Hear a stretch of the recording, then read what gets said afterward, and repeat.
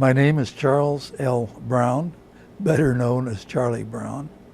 I'm a retired Lieutenant Colonel in the United States Air Force.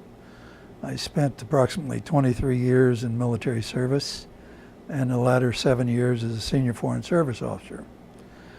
In my career, I spent about 15 years abroad. I started out as an enlisted man in the Army, in the West Virginia National Guard in the fall of 1939, enlisted in the regular U.S. Army in the Signal Corps in June of 1940 upon graduation from high school. Started training as a pilot in July of 1942, was commissioned as a second lieutenant pilot in April of 43. Trained as a B-17 pilot aircraft commander, went to Europe, arrived there early November of 1943, commenced combat as a B-17 pilot on 13 December 1943, flew my 29th and last complete mission on the 11th of April 1944. Combat during this period was fairly severe. I just completed a survey of my 31 attempts at missions, and every time we went into the air, we had 235 casualties during those 31 missions. And anyway, very fortunate to complete it. Ferried aircraft around the United Kingdom for 2 or 3 months, came back to the States as instructor pilot, volunteered for overseas again, and then went out to the Pacific as a C-54 pilot. Flew into China, Burma, India. Left the service December of 45, 1 year of college, very bored, back into the Army for a year, went to Japan as a military police officer and ended up commanding a counterintelligence unit. Out of the service in 1947, the fall, in order to complete college. Finished college in August of 49, recalled to active duty in October of 49, given a regular Air Force commission in early 1950, left active duty in the fall of 65, gave up my promotion to colonel to accept an appointment as a senior foreign service officer. Served 7 years with the Agency for International Development, 6 of those 7 years being spent in Southeast Asia as a regional inspector for the agency.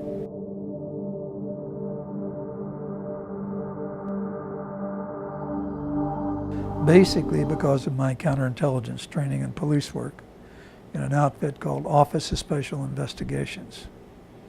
Since I had one of the few pilot-trained investigators, I ended up doing a lot of investigations of unusual aircraft accidents in which sabotage was suspected, and as a consequence became acquainted with some outstanding scientists, and worked with the Air Technical Intelligence Center on a project called Grudge.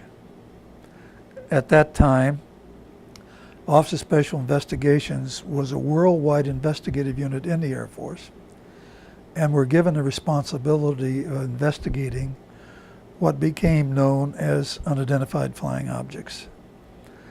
The title within the center was Project Grudge. My job was the District DO5 of Wright-Patterson. We received these worldwide reports, and my job was to hand carry these reports over to the technical center and coordinate them with the project officer, answer any questions from an investigative viewpoint that I could assist on. And I did that for approximately 2 years until the fall of 1951. When I left Wright-Patterson, Colonel Dunn was nice enough to give me a 2-page letter of appreciation for my work with Project Grudge. And so far as I know, that is certainly one of the early formal recognitions of work of an Air Force officer with Project Grudge. Now, the behind-the-scenes efforts that could have been going on simultaneously, fortunately, I was not privileged to. But I did gain a feeling in that many of the investigations were never answered. Normally in the investigative field, you have an allegation of something, or in the case of a UFO, a sighting, let's say. You carry it through to its conclusion and a result. And in many of those instances, although it's been a long time ago, I do know that there were no viable scientific results. And as a consequence, it developed my interest, or it sort of piqued my curiosity, if you will, into the aspect of unidentified flying objects. Having spent several hundred hours in the air at that point, I followed it throughout the rest of my Air Force career. And in Tactical Air Command, I was the coordinating officer between the Deputy for Intelligence and Continental Army Command, which at that time had responsible for the missile defense of the United States. And so there were 2 or 3 instances in which I was called over there. Well, even though Langley was very close to Fort Monroe, normally my transit time, even with one time with the military police escort, was still about 12, 14 minutes. And when an object is moving a few thousand miles an hour, 12, 14 minutes is a tremendous amount of lost time. So I was never fortunate enough to actually see the actual tracks. But I do remember speeds in excess of 4,000 to 5,000 miles an hour, which were far in excess of any known aircraft that we had or any of the enemies.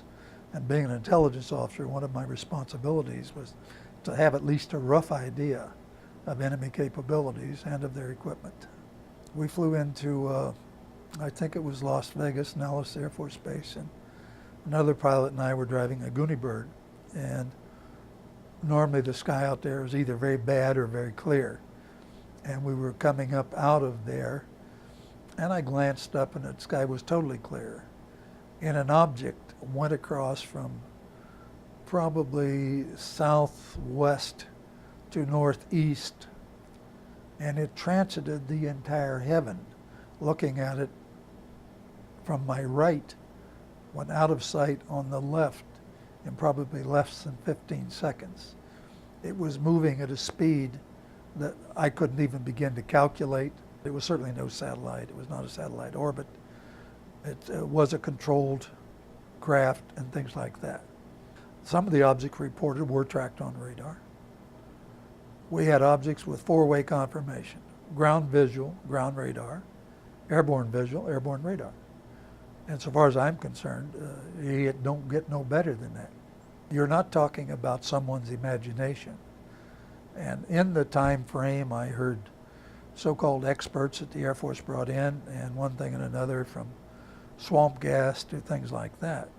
Anyone who flies as a profession, an airline pilot, private, Air Force, Army, Navy, military, whatever, you're exposed to literally hundreds of objects in flight that are not always clearly discernible. But normally there's a flight pattern that takes place.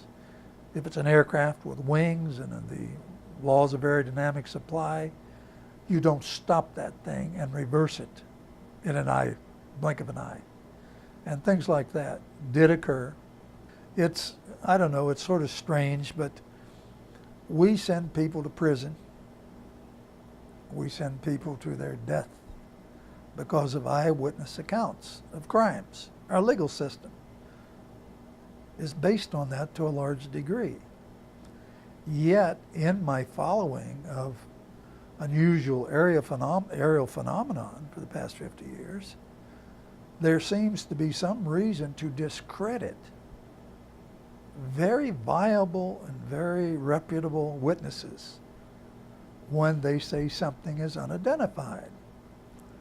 Well, you show me the individual that can identify everything in the heavens, and I will show you the second coming. Just that simple. Because I don't care how technically qualified you are, and for someone who is not there to voice an opinion, oh, they saw such and such and such and such. Every time I see a special on UFOs or unidentified phenomena, you always have experts. And my question is, when did they get off? What was the stop that dropped them, that qualified them to be experts? And I have a real problem with that. I truly believe that phenomena have been visiting this planet long before Project Grudge. I think there's adequate evidence of it. And the more we learn about the planet, the more we learn how little we truly know. And so the advance of science is something that has to keep evolving, and we have to keep learning. And I get real discouraged when I hear people, they think they know it, if you will. The old expression is a know-it-all, when really all they are doing is expressing their ignorance without knowing it. I do not remember much of that, and I would do very little in terms of looking at gun camera film, for example. Photographs I tried to do rather well on. But had you heard that they exist? I had every reason to believe they existed, but I also had reason to believe that the gun camera film was handled very carefully, not for general observations. President Truman, who was a rather direct individual, they're violating airspace over the White House.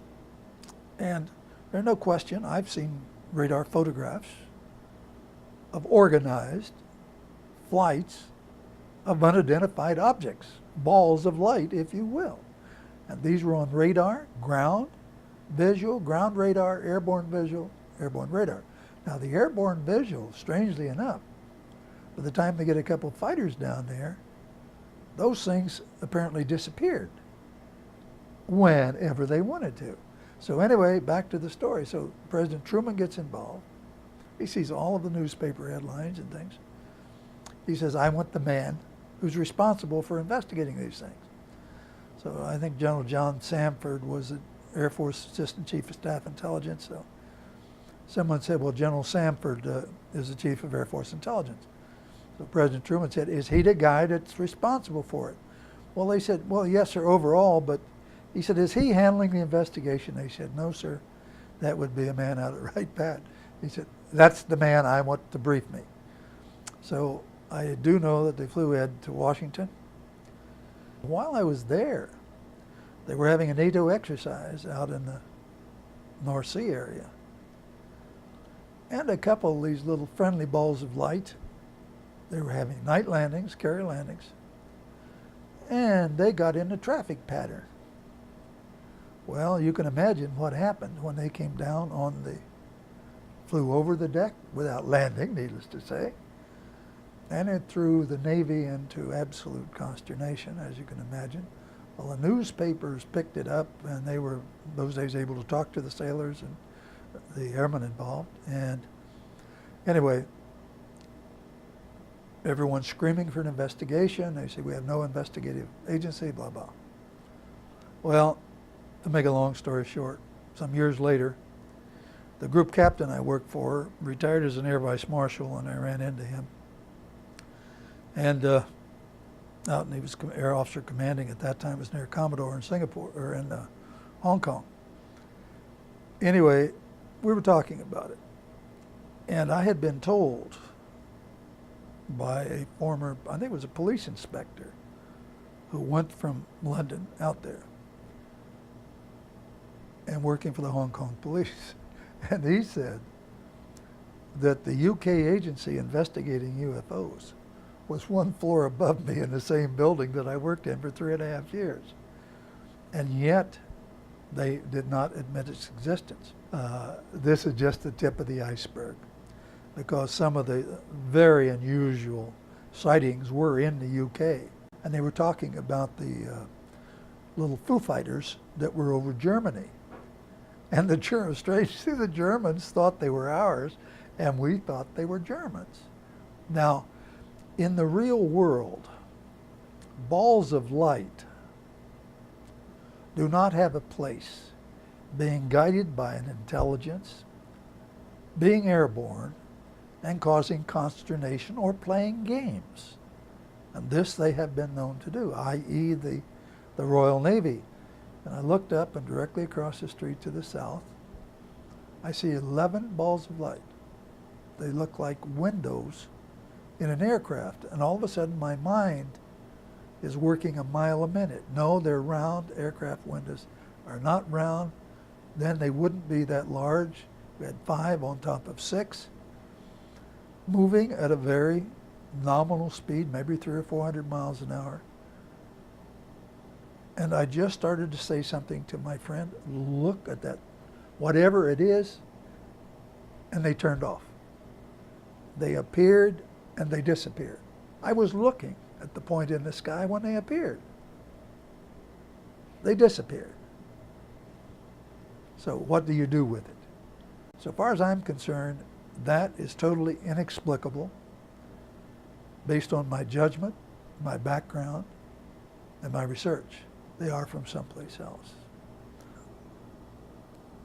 I do know that there are agencies of our government that can manipulate data, if you will, images, and particularly in the last 20 or 30 years, with the advent of such as I'm speaking into this beautiful digital camera. And you can create or recreate. My fascination with UFOs is based on my belief that craft, intelligently operated craft, have basically violated our laws on this planet, our physical laws. And they have done that for a long time. The fact that the government, at this point, I know we've been investigating since 1947, has not come up with an answer, to me, indicates that there's something seriously wrong. Are we this incompetent in science? I don't think so. Are we this incompetent in intelligence? I know we're not this incompetent in intelligence. Now, the image put out, Project Blue Book, when it was closed by Dr. Condon's group, I have every reason to believe that this was a total deliberate whitewash. And my judgment is that there's an excellent chance that elements of the United States government, for reasons unknown, have failed to advise the public of everything that has transpired. Investigation of UFOs. I believe that they have been investigated for an extended period of time, and that the general public is not being made aware, fully aware.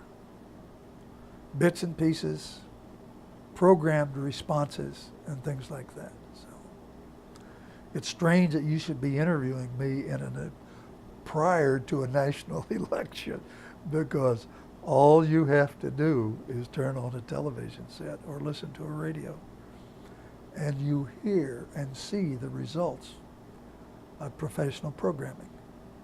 We make blind men see and injured people walk and things like that, and we make people talk in a certain fashion, and we give them intelligence, and we can do a lot of things. We can also hide a lot of things. I knew from engineering manuals and from research done at MIT that if you went from totally dry air to totally saturated air, you should improve the efficiency of an engine by about 2%. Well, by humidifying air, at that time, I thought it was all I was doing. I was getting 20, 30% improvement in the efficiency of an internal combustion engine. Well, engineering people and scientists just wouldn't believe it. So I went ahead, not knowing better, I started selling them. Well, some strange things started to happen, and government agencies moved in, and particularly the Federal Trade Commission. EPA was satisfied, but no government support. Finally, the administrator of EPA had asked the director of their research lab in North Carolina if I ever showed up, if he would work with me. So I showed up without knowing that he had called him with a diesel vehicle. Very spectacular results in that. So far as I know, it was the first diesel ever tested in a United States EPA laboratory that simultaneously reduced all aspects of measured diesel emissions, plus improved fuel economy up to 23%. So far as I know, no one has ever equaled it. The Federal Trade Commission had performed literally an illegal act. The precise statement made to the attorney for a large dealer in Washington was, we, without identifying we, don't care whether it works or not. We just don't want people buying these large American cars. I could not, when I got that report, I couldn't imagine an officer of the United States government, this is 1979-80, saying that. I flew to Washington, went into the Congress, met the general counsel. He questioned me at length. I had documentation.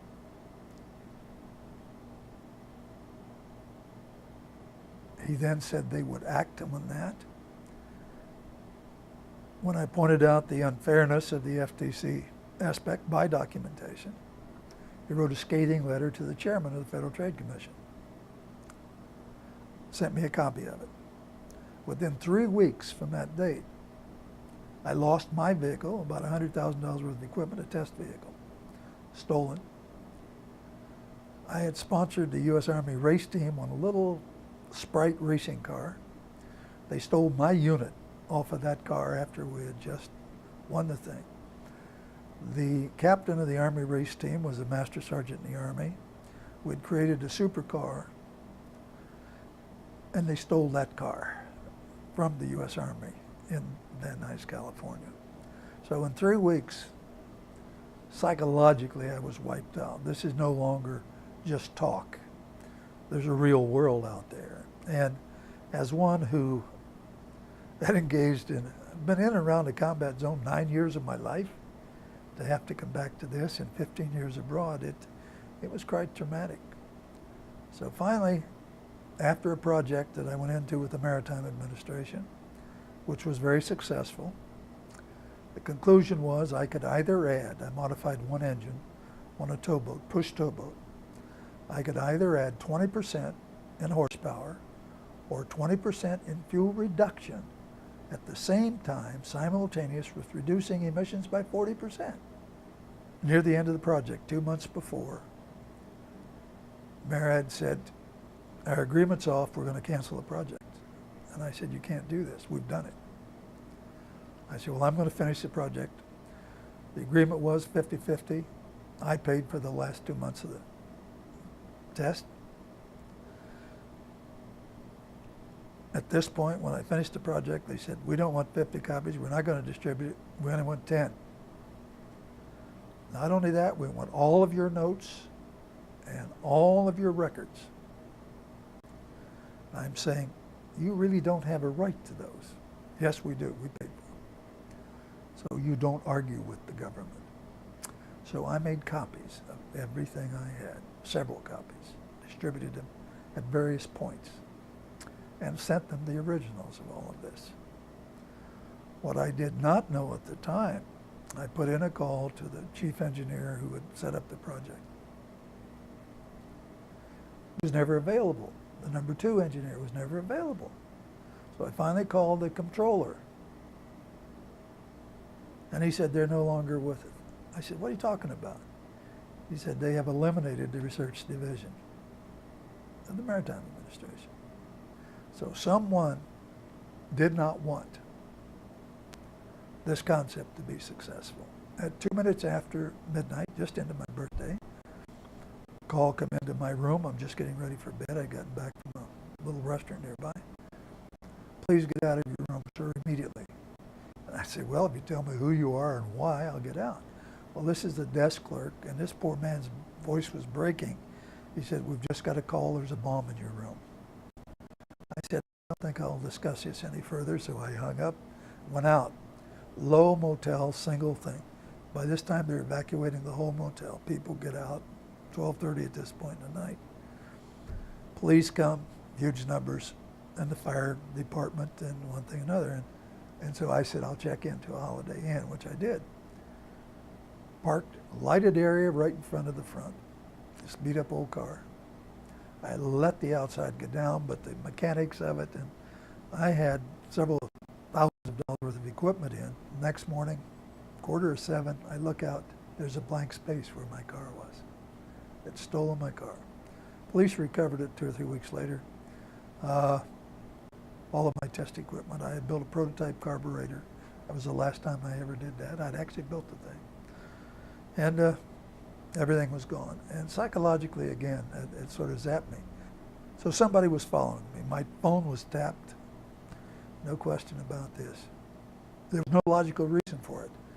My unit was offered by this dealer free with every new American car, truck, or van purchased. I made that stipulation it had to be American made. My concept really, I truly believe, I think I've just opened the door on a whole new field of science. This is not just my judgment, but at least 3 or 4 PhDs in physics, chemistry, and engineering. And out of air, I make it more than just providing oxygen for the combustion process. There are combustion stimulating molecules and radicals generated in this process. Thunderstorm in a bottle. My concept can work as a retrofit item on older vehicles and people who want to keep them, but particularly on the major polluting vehicles, which are 18-wheelers, diesel automobiles, the diesel cars or buses and stuff in cities, towboats, such things, ocean-going vessels even. I think the potential is for power-generating plants based on research done in Europe, in England, and by Max Planck in Germany. I have every reason to believe it can be made to work on power-generating plants. You would not even see white smoke coming out of one. I'm 90% certain this can be made to happen with a minimal investment. Had at the beginning, 25 years ago, the oil companies gotten fully behind me and whatnot, it might extend the useful life of existing oil on this planet, which is a finite source. And they have been using a substance called MTBE for years. And this, now we're just learning. Well, we've known for a long time, but early approval of that was done without any logical scientific base. It was done on a wishful basis. Let's do this and hope it doesn't hurt. Well, it hurts. So anyway, my concept adds oxygen to the air, among other things. Everything it adds is an oxidant. It helps the planet. Even CO2, when you use less fuel. CO2 is not a controlled emission. But if I can reduce it by 20%, that is going to help the ozone layer. All right? The mixtures of various gases, including CO2. So far as I know, it is probably the most fault-free concept. And in essence, I was advised by an agency of the United States government a few years ago that if I could do what I say I can do, it was a new field of science. Well, I've known it's a new field of science since I can find no competitive concepts. It's always confused, if you will, and that's a polite term, as a vapor injector or a water injector. It is neither one of those. I have used it on a vehicle with a water injector and with a vapor injector, and it still performs. Performs a function that neither one of those perform. So It is a method of enriching the combustion air or charge air on any heat cycle engine. I've tested on propane, limited testing, extensive multi-million mile testing on diesel and gasoline. I've tested on gasoline from 75 to 125 octane. I can run a vehicle that normally requires 92 octane on 75 octane without knock and perform. And I have done so for a period of 3 months. So potential, I've just scratched the surface. They could not find any markings on the aircraft. They could not find any visible signs that the thing had wings, a tail, windows, a cockpit, or anything like that, or any markings from any country. I would describe him as being scared.